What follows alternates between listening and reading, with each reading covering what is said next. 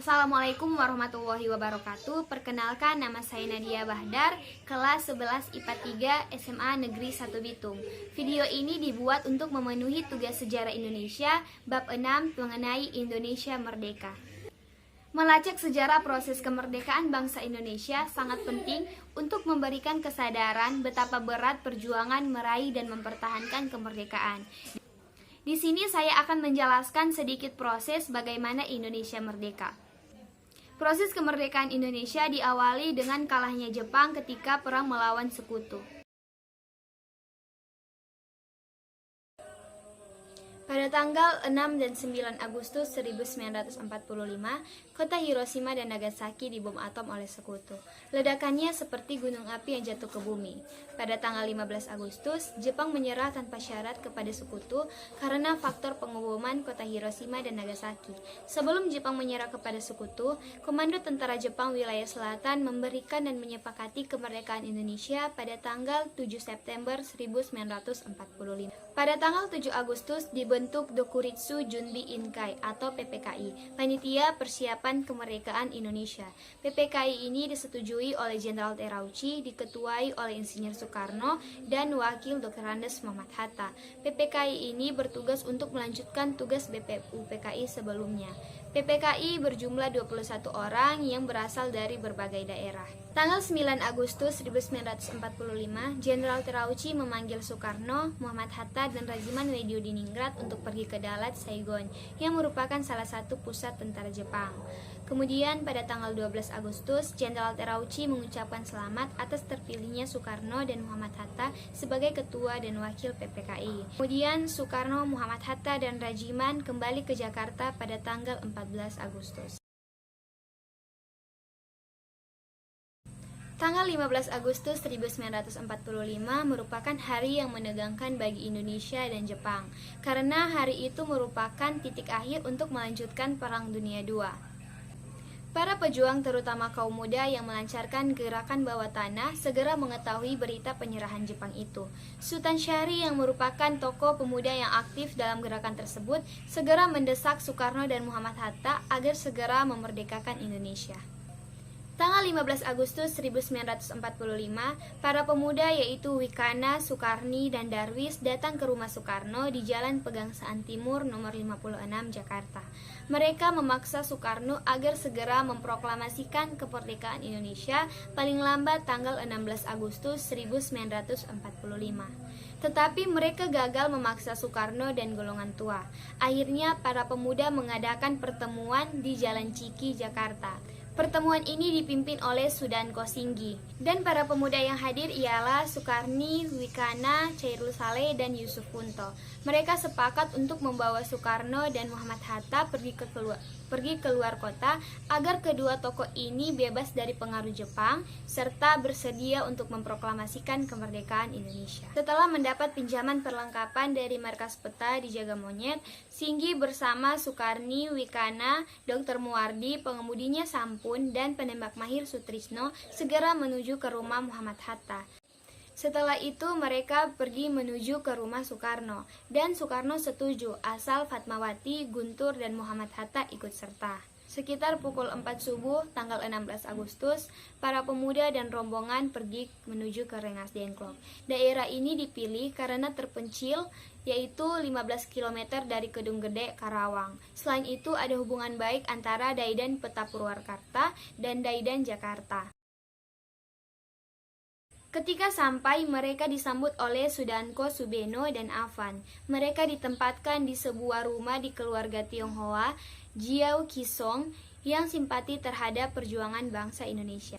Tetapi para pemuda ternyata gagal memaksa Soekarno menyatakan kemerdekaan Indonesia lepas dari campur tangan Jepang.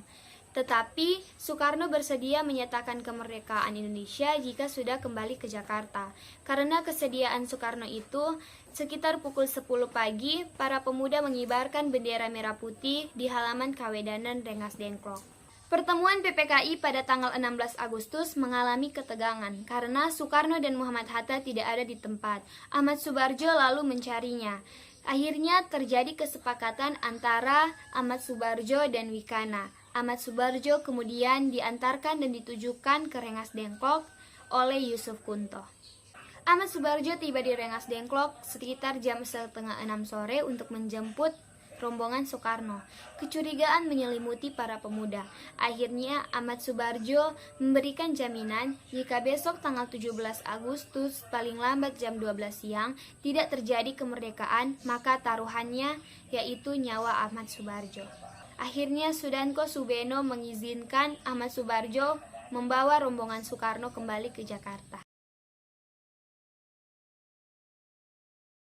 Setelah peristiwa Rengas Dengklok, Ahmad Subarjo membawa rombongan Soekarno menuju ke rumah Laksamana Maeda di Jalan Imam Bonjol nomor 1 untuk menemui Gusekan atau Kepala Pemerintahan Militer Jepang, Mayor Jenderal Hoichi Yamamoto.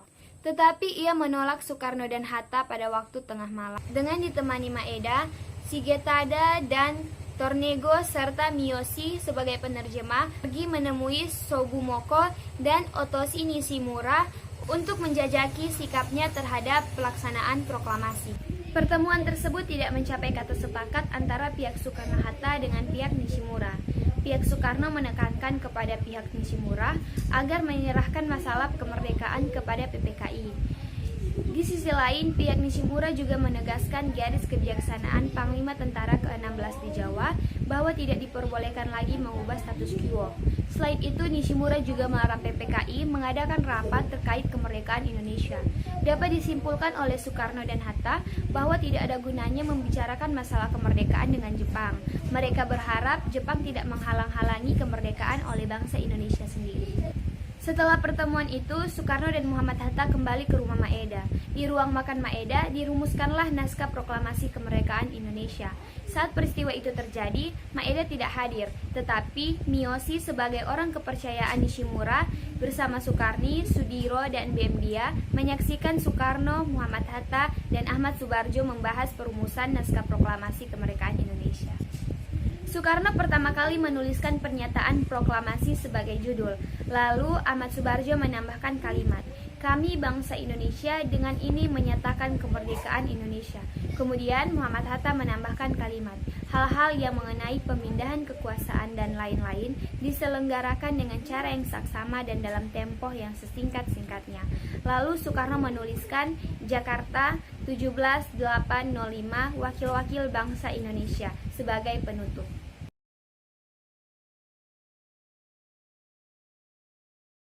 Sekitar pukul 4 subuh tanggal 17 Agustus, Soekarno meminta persetujuan serta tanda tangan dari semua yang hadir sebagai wakil-wakil bangsa Indonesia.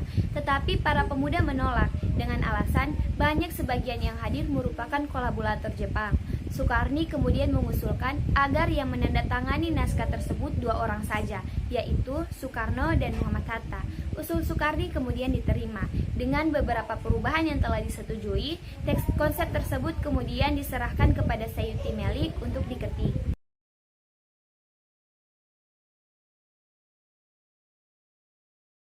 Demikian pertemuan dini hari itu menghasilkan naskah proklamasi.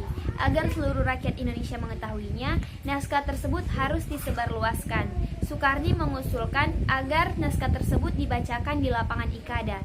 Tetapi Soekarno tidak setuju, karena lapangan Ikada itu merupakan tempat yang umum yang dapat memancing bentrokan antara rakyat dengan tentara Jepang. Beliau sendiri mengusulkan agar naskah proklamasi dibacakan di rumahnya di Jalan Pegangsaan Timur nomor 56 Jakarta.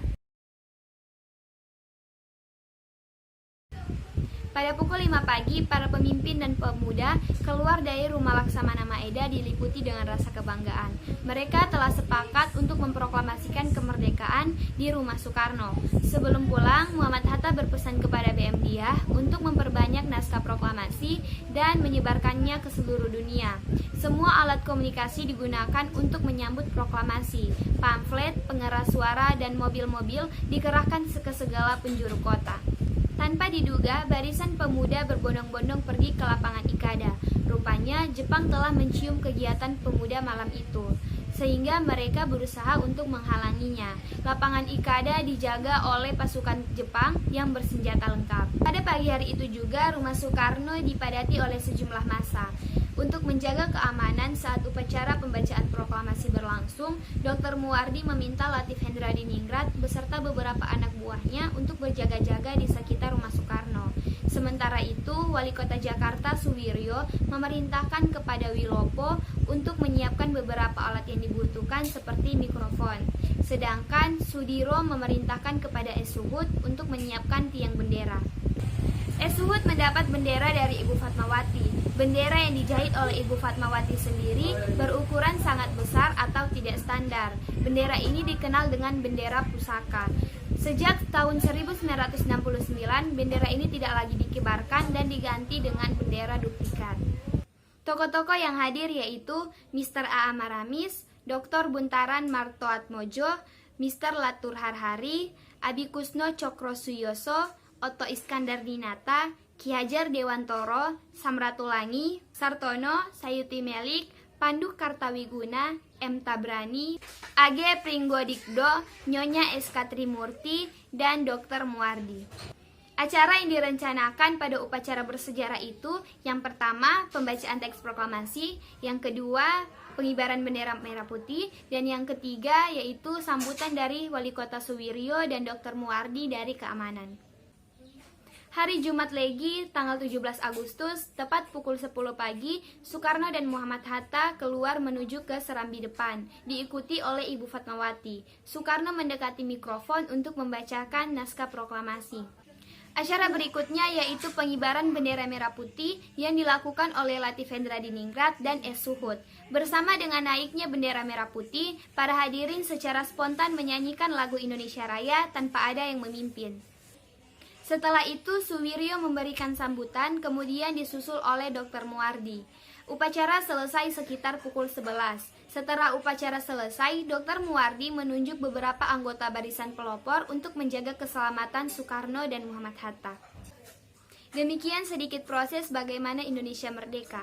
Apabila ada kesalahan kata atau kesalahan informasi, mohon dikoreksi. Sekian dan terima kasih. Wassalamualaikum warahmatullahi wabarakatuh.